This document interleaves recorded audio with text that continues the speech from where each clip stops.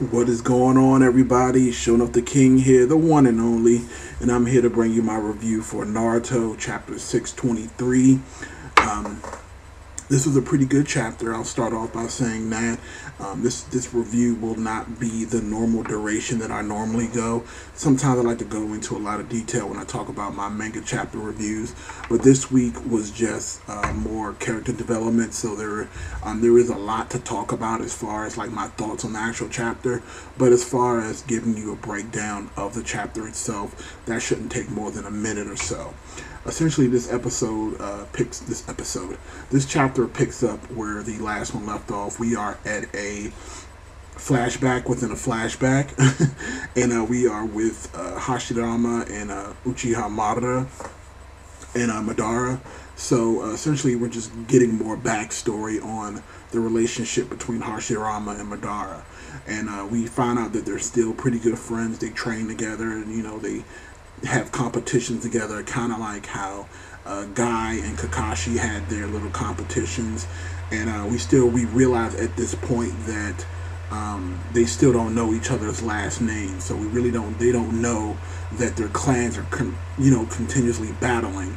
And it looks like he doesn't realize that the Uchiha are the ones who killed his younger brother, when I'm talking about Hashirama. What ends up happening is there is a moment where, after a couple of weeks or months, they don't really specify exactly how much time has passed that they've been hanging out with each other. One day Hashirama goes home and he's met by his brother Tobirama, and Tobirama tells him, "Hey, did you know the guy that you're hanging out with is a Uchiha?" And Hashirama's visibly thrown off guard. He had no idea. I'm pretty sure, I don't know at that point if we realized that he really knew and didn't care, or if he was genuinely surprised that he was a Uchiha. And they say that, Madara has already killed some of their top-ranking adults in their clan. So, his dad gave him an order to either follow him home and get information, and if he is discovered, to kill him.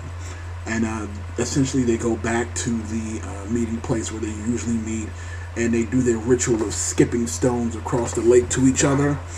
And as they skip stones across the lake to each other, they both catch each other's rock, and they read on the rocks that it's a trap, run. And they both basically did that for each other.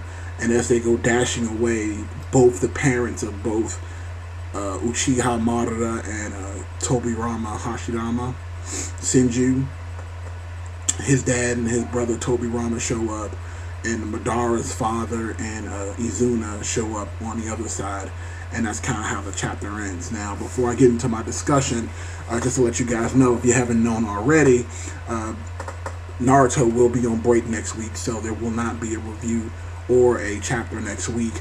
My thoughts on the chapter are actually, no matter how, when I just gave you the summary, it seems like there wasn't a lot condensed in there, but there actually was. We get a lot of character development between Hashirama and Madara, just to kind of find out about their relationship and how they actually were pretty good friends. I really think they train together, they learn from each other. And again, a lot of people like to compare every childhood relationship in the Naruto series to Naruto and Sasuke. And to a point, that is true. I mean, ultimately, most of the time when they go back, it's usually, somebody who's striving to be the leader of something. And, they have this huge passion, and they're young, so they feel like they can change the world. And then what ends up happening is they have a polar opposite, and that polar opposite ends up becoming their biggest enemy, and they're supposed to be really good friends. So it happened with Naruto and Sasuke. It looks like that's what's happening with Madara and Hashirama. It's happened with Kakashi and what the hell is his name? Obito. And there's been quite a few characters who've had that friendship, enemy best friend broken bond thing. And I can understand why it would be a little bit annoying, but overall I feel like this storyline is a lot different. I feel like this is actually just telling a better version of their story, and it just gives us a lot of background on things that we haven't seen yet. Now, what I expect to come from is a few things. What we learn from this chapter is that up this point, we found out last week that Madara had more than one brother. I think he said 3 or 4 brothers. And up to this point, all of those brothers have died. Now, we don't learn right away who killed those brothers. We just know that they're already dead, and he only has one younger brother left, who is Azuna, and his mission is to, at all costs, keep his brothers safe. Now, on the opposite end, we already know that Hashirama only had 2 brothers, Tobirama, and then the other son who already died last week. And again, we know he was killed by an Uchiha.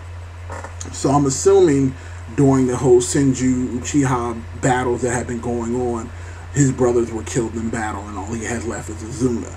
So it's to be assumed that in this upcoming battle that we'll see, not next week, but the week after, that I'm thinking the dads are going to be the ones that die, or one of the dads are going to die, or someone's going to try and make an attempt on Izuna's life, in which Madara is going to come back then and fight. Because again, it looks like at this point, both Hashirama and Madara both split off on their own ways and are going to be running away. And then both Tobirama and his dad and Izuna and his dad are going to both fight each other.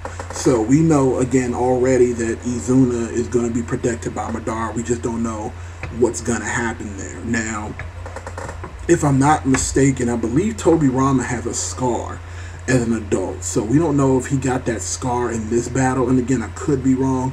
I have to go back and look at some adult pictures of Tobirama, but I could have sworn there was some sort of mark or some sort of scar on his face somewhere. Again, this is just me just thinking back, but maybe he got that scar in this battle. And again, I'm not 100% sure, so don't, spam me with just craziness again. This is just a thought that I had. Now, I do think that this flashback will provide details on Azuna's true death. We already know that Azuna gave his eyes to Madara to get his eternal Mangekyo. What we don't know are the exact details behind why he gave his eyes to his brother. And apparently we also learned that Izuna did not die after giving his eyes to his brother. He was still a formidable fighter and was able to still fight for a period of time before he eventually died. So it'll be interesting to see if they are going to take it there and kind of go through the details of the Azuna Madara history and find out exactly why he gave his brother his eyes. We know why he gave him his eyes, to make him more powerful, but just the little details in between there that are going to be interesting for everyone to want to know. Like I said, overall, I think this was a solid chapter. Again, it wasn't too much that I needed to talk about. I definitely see that this flashback is necessary, and I'm a lot more interested in it now than I was last week. To be honest with you, last week I wasn't too fond of the chapter. I was not happy with all the flashbacks that was going on, but now that I get more into it and I learn the story more, it is actually something that's worth happening. But again, I want to know what you guys think of the chapter. Let me know in the comments section below. Definitely subscribe to my channel and thumbs up the video if you also enjoyed it. This is Shonuff the King, the Jack of all trades and the master of them all. You guys have a great day.